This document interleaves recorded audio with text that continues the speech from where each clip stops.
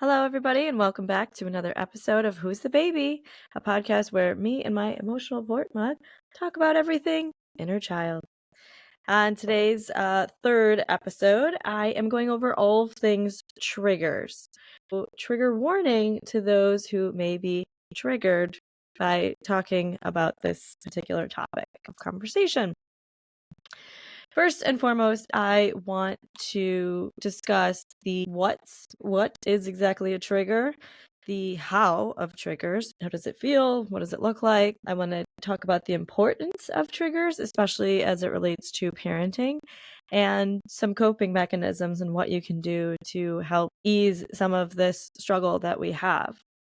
And the reason why I decided to dive into this, particularly for this episode, relates to my first episode when I talked about my parenting experience. So there were some things that came up for me as a parent that I had not anticipated, some situations and some feelings that I never really thought I would have being a parent. I thought, my experience looking at my examples, I had a very happy childhood. Everyone always seemed very happy, led me to think, oh no, am I doing something wrong? Is something bad if I'm not feeling good all the time?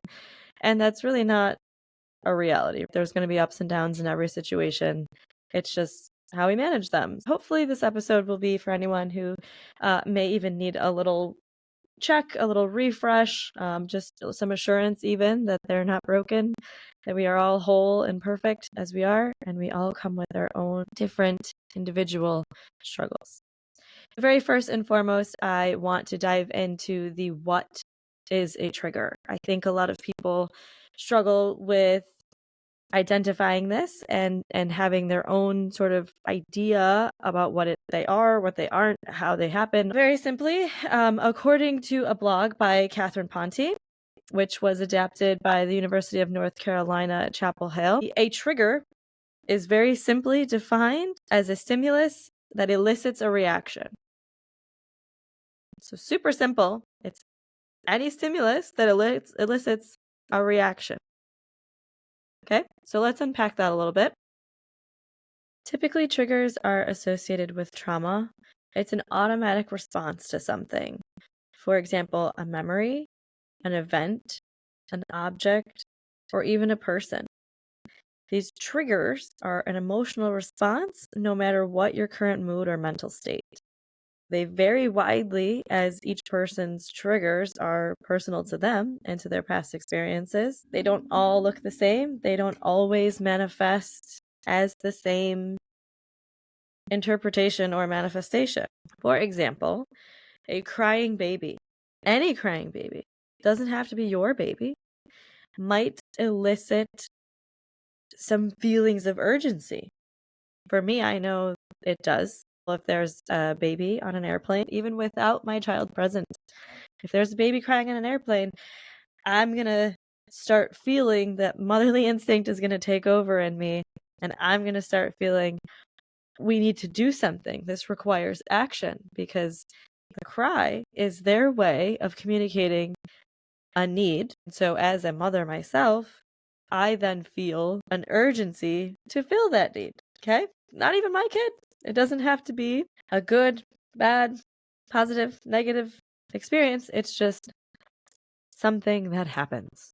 Another might be when your child is having a meltdown at the grocery store. This can elicit a very big response because you're out in public. There's other people watching. You might have feelings of judgment from these other people, right? There's all these external factors that you are gauging your next move from, and you feeling a certain type of way to show up in this situation or to navigate through this situation might be bringing up some things that is a struggle. That's that.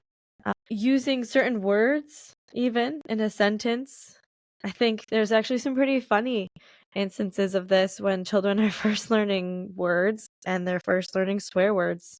When a child swears for the first time, it definitely elicits a response from us. And that sometimes when you watch a video of a kid doing it, it can be laughter. I would say most of the time it's coming from people who aren't the parents. The child is actually looking for the parent most and first and foremost for that reaction, because they're looking for that boundary. They're looking for that line. Am I near that boundary? Did I cross the boundary? Okay, so if I say the word, I'm going to look at mom. What's the reaction? That's how children learn.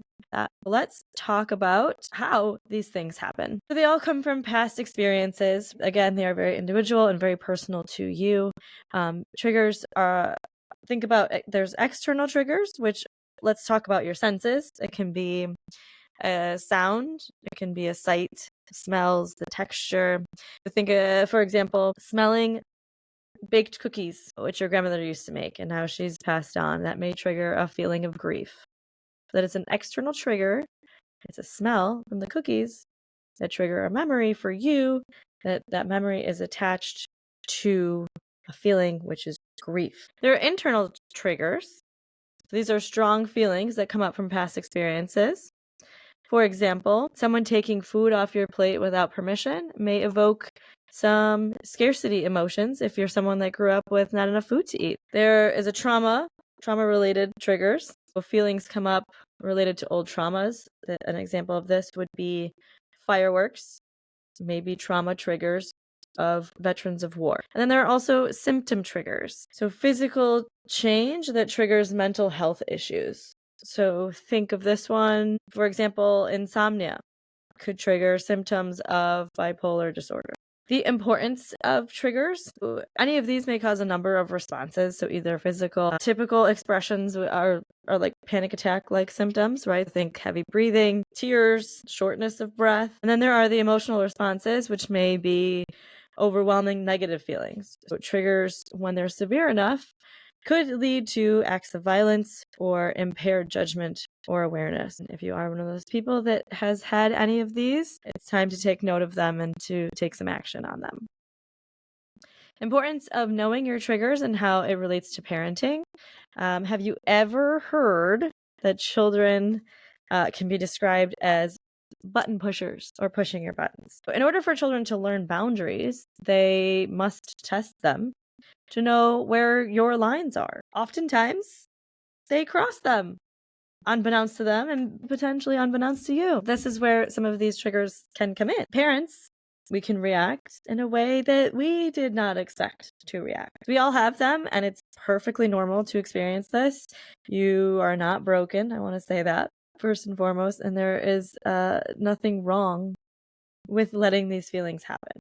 Okay, as long as they are not dangerous and as long as they are not invoking feelings of harm or self-harm. Working through them when they happen, always get curious. Okay, and again, in parenting, this can be very difficult if a situation is at hand, if maybe your child's melting down and you're in a space where you have to deal with that child in the moment.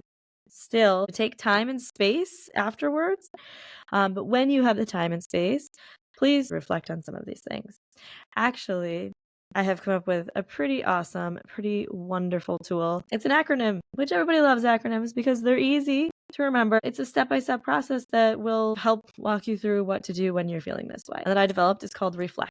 Reflect is a 7-letter word. I know it's kind of large, but hey, there's lots of steps. How are you going to remember them all? Acronym. Reflect. Step number 1 is to review. Okay, our review. Try to identify the situation that's happened and what made you react that way. So just try to take account, identify what exactly was it that made me feel that way. Number 2 is explore. Okay, so like I said, you got to get curious. You got to kind of explore that a little bit. Try your best to identify the emotions that came up and to really just understand, right? Explore and understand.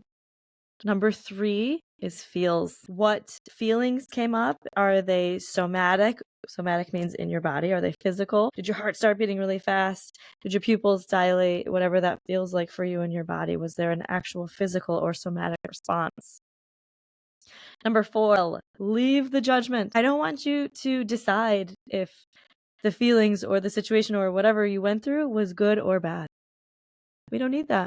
Okay, we just want to acknowledge that it happened and just take stock. That's all we're here to do. So leave all judgments aside. Step number 5 is enact change, okay? You just want to assess and decide if you had the choice to change that experience or to change the situation. Would you have changed it? Okay, sit with that for a second. Okay, number 6 is compose, correspond, or communicate. You can use any one of those words. I strongly recommend that you write this down, you journal it out, get it out of your mental filing system here, because sometimes what happens, people like me, I know that I kind of ruminate over it. I just stew and stew and stew and let it sit there and fester, and it's awful. The more I can write it down, let it out, it feels like it's a release that's coming out of me.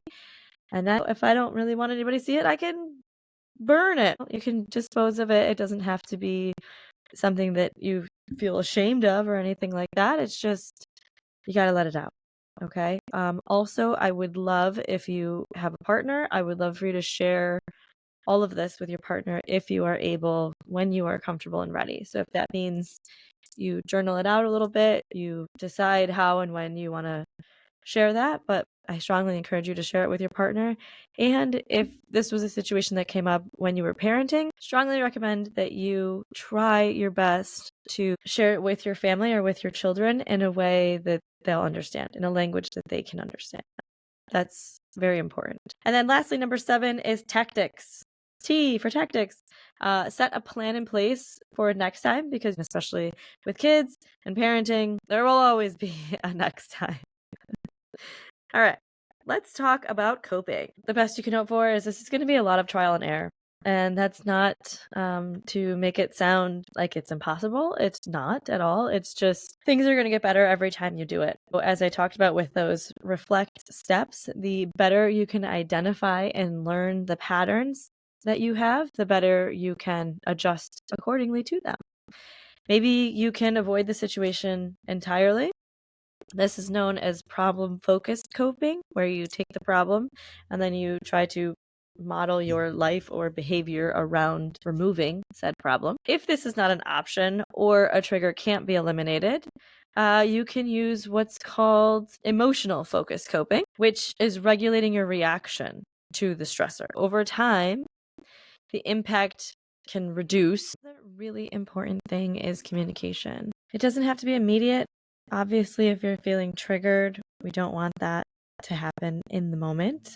We would prefer that you step away, desensitize yourself, and then come back. But it is hugely important, not only with your partner, but also, as I said, your children. I'm going to tell a story of my own that is personal and true. There was a time when my daughter was very small and she was incessantly crying. A caregiver at the time was feeling very triggered that they could not alleviate her crying. There was a vocal outburst on their part, and that obviously was a reaction to the baby's crying. Me in the other room, I felt very triggered from their reaction. So I just want everyone to keep in mind that when there are so many moving parts within a family, obviously reactions to things, your reactions to reactions, are having a ripple effect to everyone that's involved within your family. And that's not a judgment.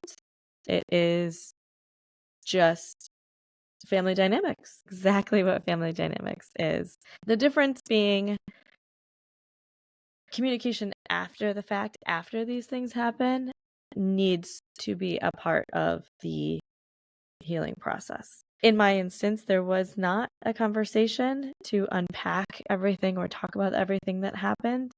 And what that led to for me in my head was a lot of looping in details, a lot of festering, a lot of stewing, and it ultimately led to some resentment over something that could have easily been resolved with a simple conversation. I remember that core memory that stuck with me for a very long time, and still one of the things that I think about when I consider my motherly instincts taking over, or me having that sense of protect my cub. I mean, that's like one of the first memories that comes to mind for me. So it's not good or bad. It's just situations that happen. But ultimately, we want to be able to manage them a little better. One thing that our brain loves to do is fill in the gaps. So, because there was not a conversation, my brain was trying to build this story to maybe fill my ego, I don't know, or just, make it so that it felt more correct for me to have the feelings I was feeling. In that, I might be taking pieces of information that I didn't have. There might have been gaps. There might have been things that I filled in that weren't quite factual based on the actual situation. And that can be a little bit harmful if it gets out of hand. Let's talk about if these feelings ever become too hard to manage, or you do have thoughts of violence or self-harm. I want to ensure that you are taking the steps you need to seek professional help. I want to also say that there is nothing wrong with you. Again, I want to really hammer that home. Not every day is going to be perfect in this life or happy. Emotions are fleeting, and as long as you manage to get through it on the other side, and you may need some help, and that's one perfectly okay. There are some therapies that seem to have some positive results if you are looking to seek therapy or are not sure where to start. There's a couple different types of therapies. The first one is called exposure therapy, and this one is where you basically lean into the discomfort of those triggers. You basically take them head on. You get better at determining, how do I react when faced with this trigger? How do I cope with this, and how do I manage it? But you do it in a safe environment with a licensed professional. There's also something else called EMDR therapy, which stands for eye movement desensitization and reprocessing therapy.